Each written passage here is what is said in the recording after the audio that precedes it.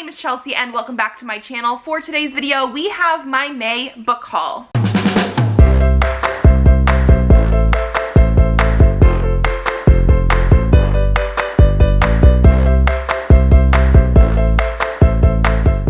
So this year I have been trying to be very good and only buying one book for every 2 books that I read.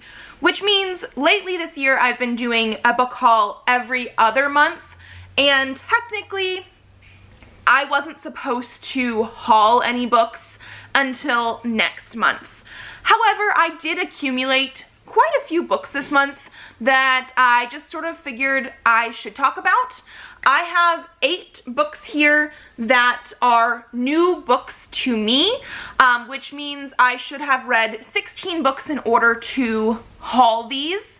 And actually, I do also have a rule where I can roll over extra unhauled book space to the next month if needed. So overall, with these books here, I have hauled 31 books this year, and that means I needed to read 62 books, and I'm actually currently like around 70, 71, so I'm definitely on track, but I figured I might as well haul the books that I have here. I don't know if I'm having any extra books to be hauled next month or not, but I seem to have accumulated the majority of the books that I would have been hauling next month this month, and why wait for that when I actually have hit my 2 books read for every 1 book I have here.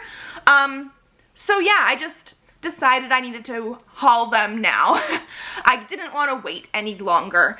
I do also have some books here that are for my son. I do try to purchase books for him, usually a couple books every month, and so I'm gonna go through those first. These are all books that I want to say are more like classic books or books from my childhood, because of the fact that I ended up buying these online to be shipped to me because we weren't going into stores, so I wasn't able to really take a good look at some like the newer books. So the first one that we have for him here is going to be The Little Mouse, the Red Ripe Strawberry, and the Big Hungry Bear by Dawn and Audrey Wood.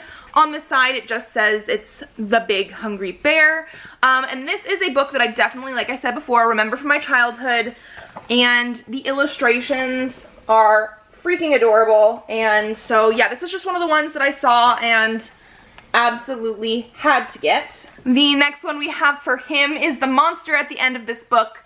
This is a Sesame Street book. It's a little golden book, and again, I mean, I grew up in the 90s. I'm sure that this was even a thing, like, I know Sesame Street was a thing before that too.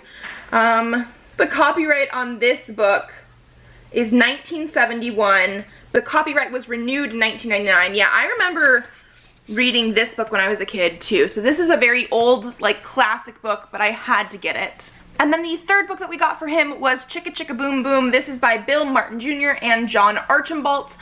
So this is, again, very classic. This is a children's board book, and he's already started chewing on it. He is teething again right now. He currently has 7 teeth, and he's just been super drooly the last few days. We think that final tooth is coming in for the 4 on the bottom, but he's been eating this one. Which then brings us into the books for me. The first one that we have here was from our Owl Crate for April, which came at the very end of April, beginning of May, but it is going to be Bone Crier's Moon by Catherine Purdy, so this obviously is the Owl Crate edition. I talked about this book in that video as well, so I will leave that linked down below. But from what I remember, this follows a group of women who are like bone criers, which like help ferry the dead to like the actual resting place that they end up in, but in order to be a bone crier, they have to, I think, kill the person who is destined to be their true love. I don't know anything else. I do want to get to this soon, but I have not been able to fit it into my TBR for June, so we will just have to see, but it is gorgeous.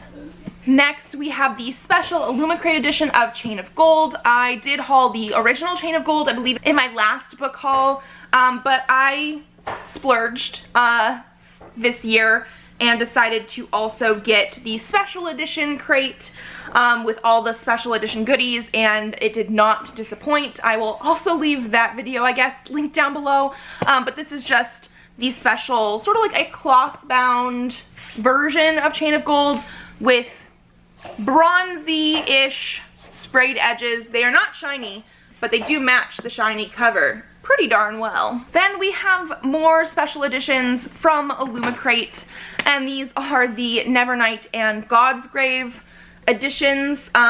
They have black sprayed edges. I have not read these yet, however, I already have a hardcover UK edition of Nevernight, and for whatever reason I never ended up getting one of Godsgrave, and then I did end up getting one of Dark Dawn, so I was missing this book, and the only way to get a UK edition of this book was to pay for the 2-book deal from Illumicrate, so I did that, even though shipping to the United States was expensive.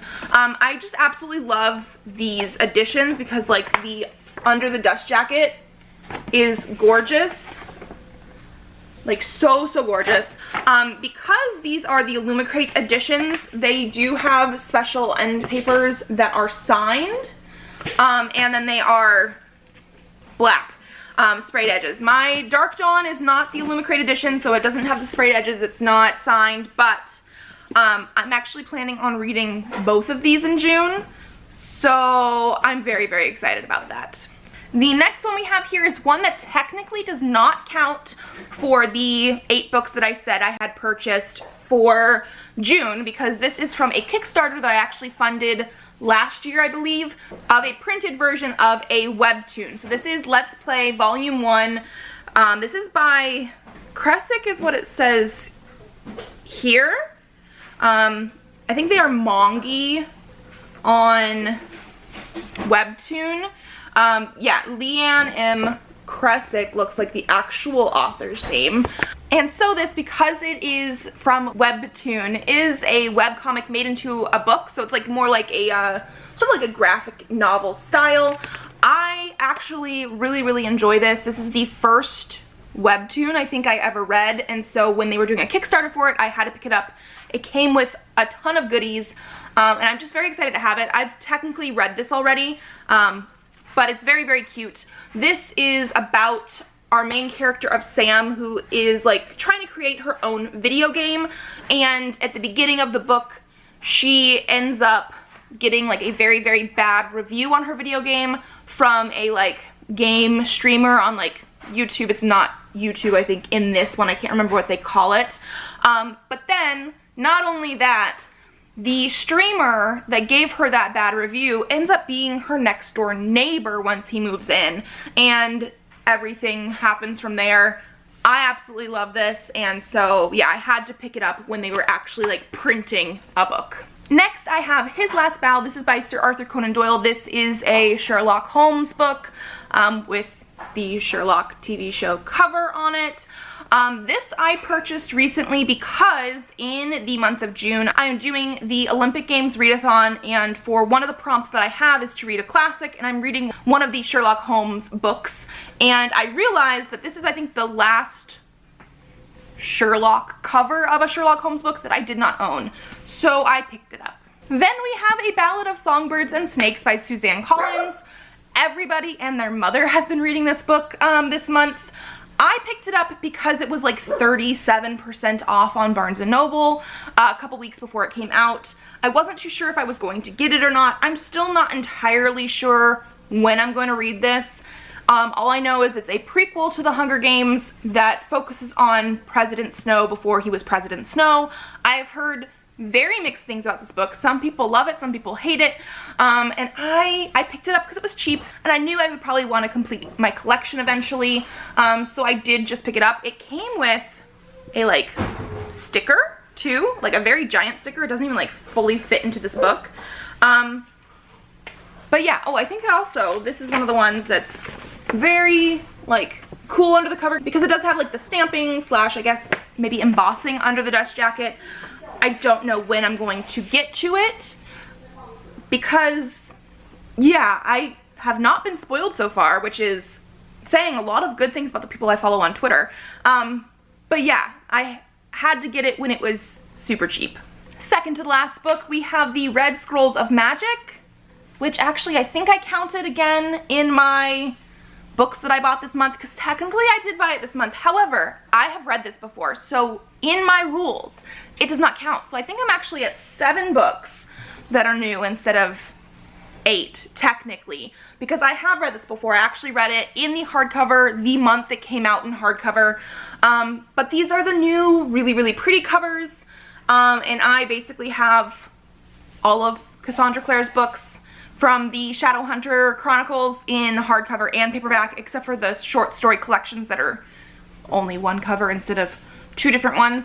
But yeah, I had to pick this up. This is Alec on the cover, and this is an Alec Magnus story that is set in between books 3 and 4, I'm pretty sure, of the Mortal Instruments. Yeah, I really enjoyed this book. It's by Cassandra Clare and Wesley Chu. I don't know how much writing each of them has done, but it meshes really well together, and I really loved this one. So I had to pick up the paperback. And then finally, the last book that I have here for May is Aurora Burning by Amy Kaufman and Jay Kristoff. I have read this already, so I will be talking about it in my wrap-up, but when I purchased it, I hadn't read it yet. I've already read it. This is the sequel to Aurora Rising, which is this one up here, and I absolutely love that one. Had to pick this up. This is a book series that I personally feel is like a great mix between like Star Trek, Mass Effect, and Firefly, and it just fits together so well. It is YA, so, you know, we don't have adult characters as much. They are all, I believe, about 18, because of the way that their the way that their like fold travel works, which is like going from one area of space through the fold to another area of space, like very quickly. They do have to be younger. However, these are really high stakes books. So yes, they are YA and everything, but the action is very high stakes, very prevalent in this series, and I absolutely love them. So those are all of the books I have for May. Like I said, I actually think I'm at 7 books right now. 1, 2, 3, 4, 5, 6, 7. Yes, technically I'm at 7 books right now instead of 8. So actually, I'm not at 31 like I said at the beginning of this video. I'm at 30 books total for the year, which I'm doing pretty well compared to some previous years, especially when I used to work at Barnes & Noble and had a discount and bought books all the freaking time without reading them. So I'm very, very proud of myself. If you guys like this video, give it a thumbs up to let me know, and subscribe to this channel if you would like to see more videos. I do have videos up Mondays and Thursdays, so I will see you then. Bye.